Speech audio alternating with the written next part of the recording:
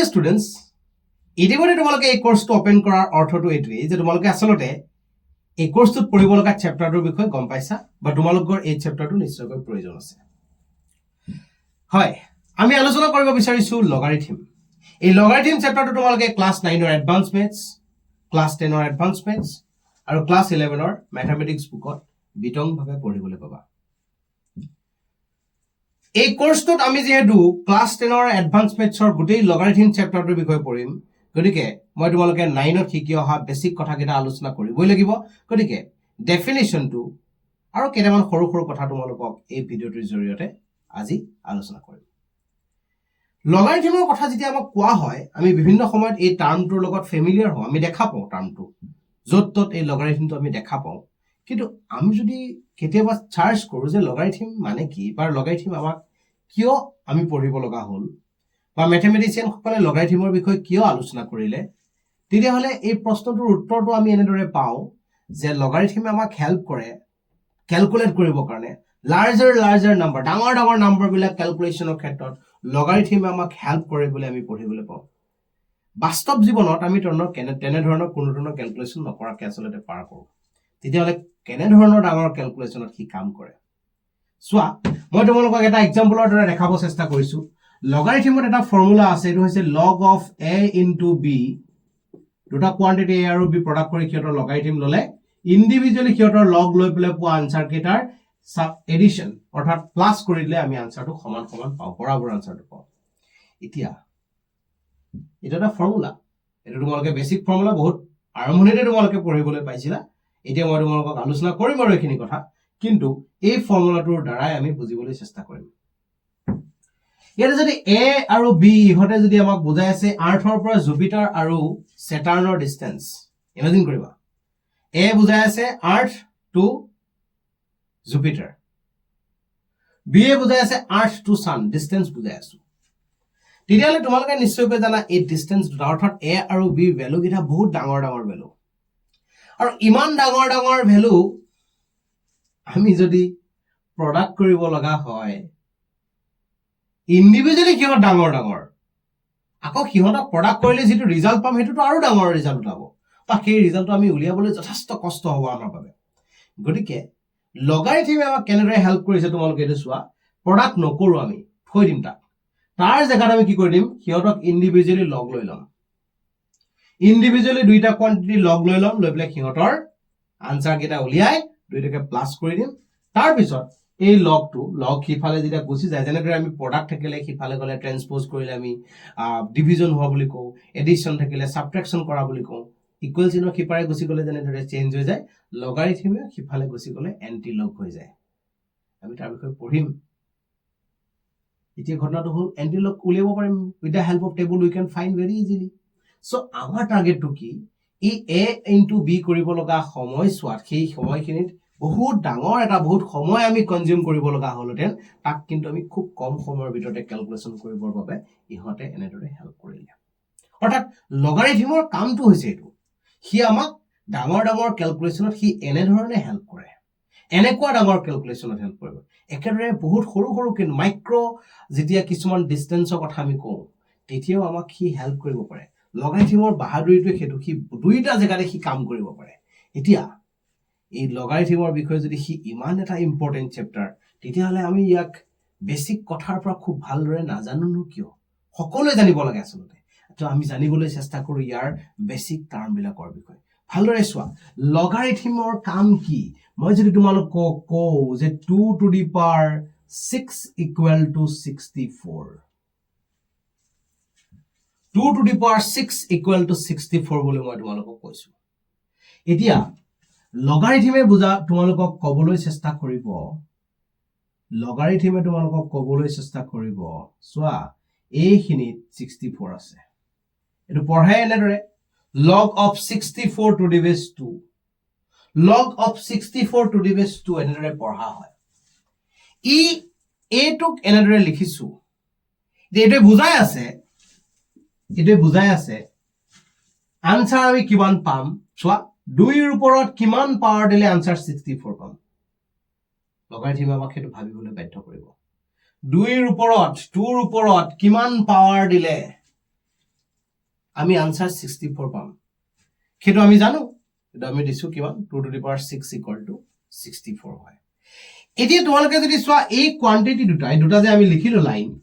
এই দুইটা এটাৰ লগত আনটো সম্পৰ্ক আছে একেটাই লাইন দুটা বেলেগ বেলেগ ধৰণত আমি প্ৰকাশ কৰিছো অৰ্থাৎ লগাৰিথম আসলতে সহজ ভাষাত যদি ক'ব বিচাৰো it is the reverse form of exponents logarithm আসলতে এক্সপোনেন্সৰ উল্টা কামটোই আমি কৰিছো এক্সপোনেনশিয়াল কামবিলাক যিবিলাক কৰো তাৰ উল্টা কামবিলাকে হৈছে আমাৰ বাবে কি লগাৰিথম গতিকে এটো হৈছে আমাৰ লগাৰিথম ফৰ্ম এটো হৈছে আমাৰ এক্সপোনেনশিয়াল ফৰ্ম এই দুটাই একেটা ইকুইভ্যালেন্ট দুইটা কথা একেই বুজাই আছে গতিকে মই তোমালোকক এটো এনেদৰে বুজাব বিচাৰো যে a to the power b equal to যদি x হয় তেতিয়াহলে আমি ইয়াক লিখিব পাৰো log of x to the base a is equal to b এটো তোমালোকৰ ফৰ্ম এটো এক্সপোনেনশিয়াল ফৰ্ম আৰু এটো হৈছে লগাৰিথম ফৰ্ম এটো ফৰ্মক কোৱা হ'ব exponential form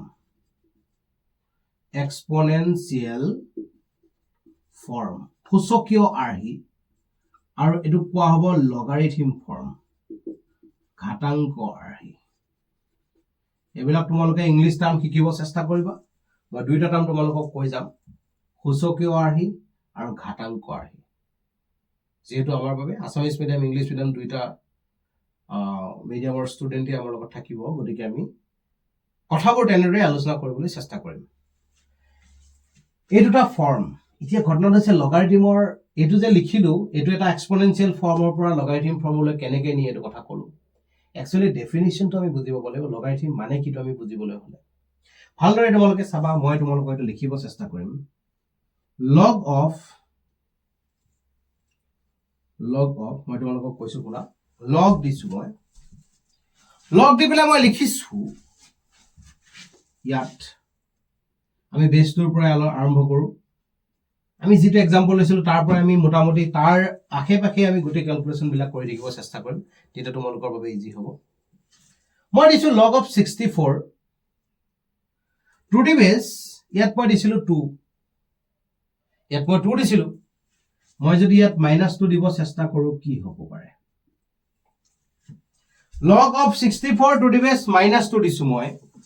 মানে এটা বুজোৱা হৈছে -2 ৰ ওপৰত কিমান পাৱাৰ দিলে তাৰ আনসাৰটো 64 পাম তেনেকৈ ক'বলৈ গলে -2 ৰ ওপৰত আনসাৰটো পাৱাৰটো যদি আমি 6 দিও তেতিয়াহলে তাৰ আনসাৰটো আমি পাম 64 ঠিক আছে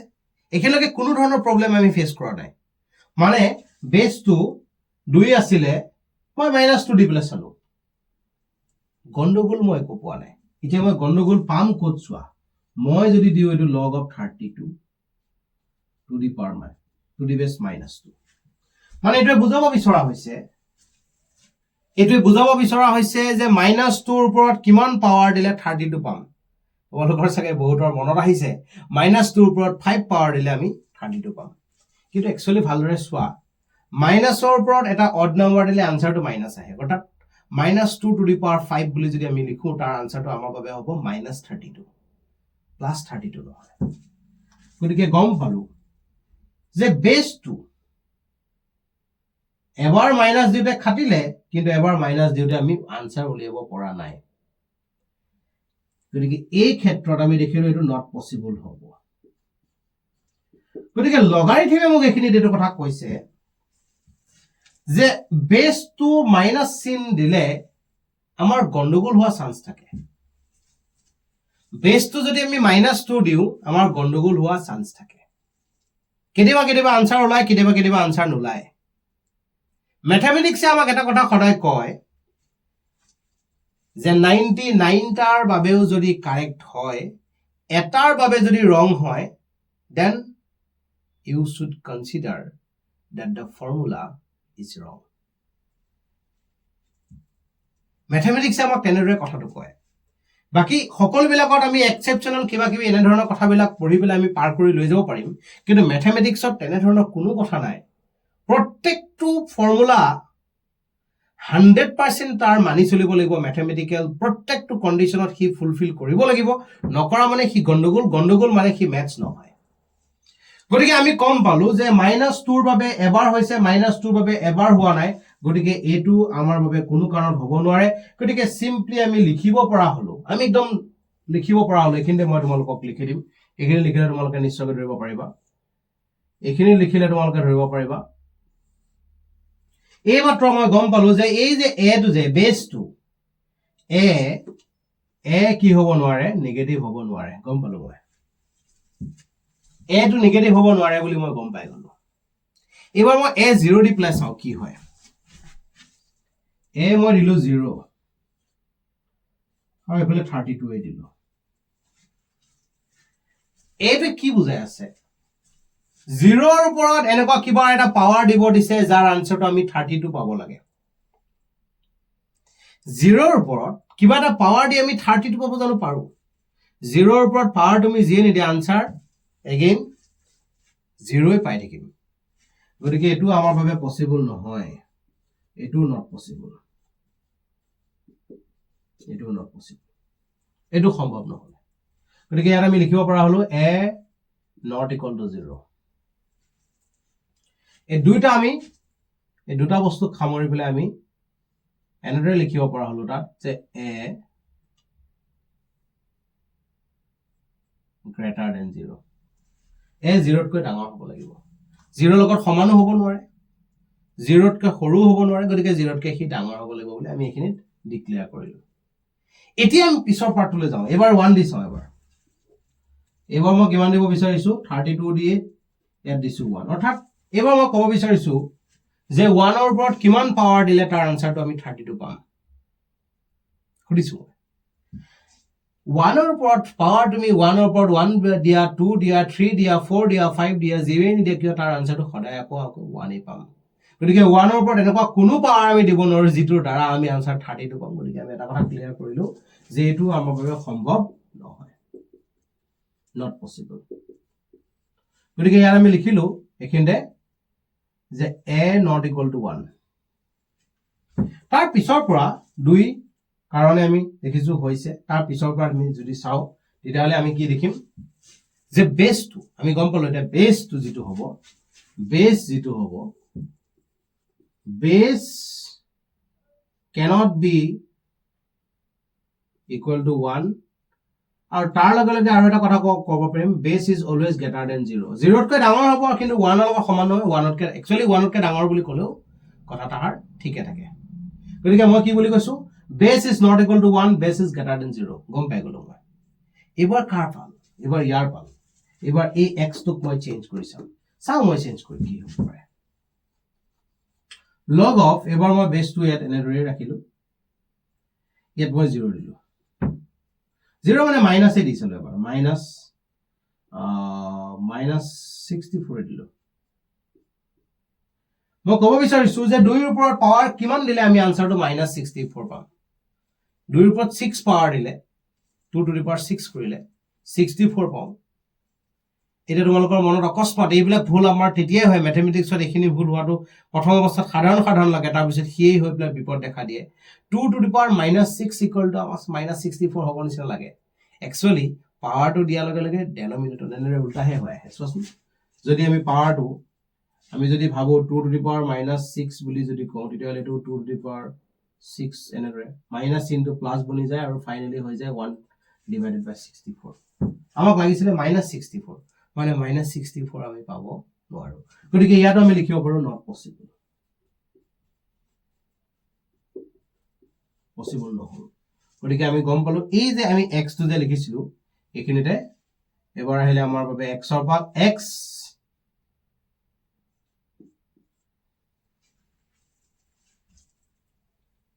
জিৰোত এটো হ'ব নোৱাৰিলে।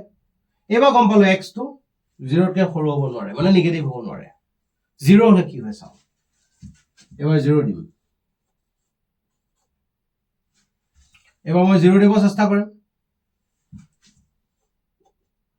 2 ৰ ওপৰত কিবা পাৱাৰ আছে নেকি এনেকুৱা যিটো দিলে আমি আনসাৰটো 0 পাম? 2 ৰ ওপৰত কিবা এনেকুৱা পাৱাৰ থাকিব পাৰে নেকি যিটো আনসাৰ ক্যালকুলেশন কৰিলে আমি আনসাৰটো 0 পাম? 2 to the power 0 যদি দিও তেতিয়াও আমি আনসাৰটো কিমান পাম? 1 হে পাম। গতিকে আমি কৈছো 0 হ'ব নোৱাৰে, এইটো আমাৰ বাবে নট পসিবল। গতিকে ফাইনালি আমি লিখিব পৰা হলো এটা কথা এটা অৰ্ডাৰ আমি দিব পৰা হলো এটো হৈছে কি অৰ্ডাৰটো আমি দিব পৰা হলো যে log of a to the base b equal to যদি x হয় তেতিয়ালে আমি খৰাই ক'ব লাগিব যে a এৰ যেটো ভ্যালু হ'ব a এৰ ভ্যালুটো সো a এৰ ভ্যালুটো এটো a টো এটো ওপৰৰ নাম্বাৰটো a এৰ ভ্যালুটো 0 হ'ব নোৱাৰে আৰু 0 তকে সৰু অথা নিগেটিভ হ'ব না গতিকে 0 তকে ডাঙৰ হ'ব লাগিব a should be greater than 0 আৰু b এৰ ক্ষেত্ৰত b should be greater than 0 but there is a condition b not equal to 1 এই গেটা খুবই ইম্পৰ্টেন্ট লগাৰিথমৰ ক্ষেত্ৰত এটো হৈছে আমাৰ definition log of a to the base b equal to x কোৰ পৰা পাইছিলো আমি এটো ডেৰাইভ কৰিছিলো আমি কাৰ পৰা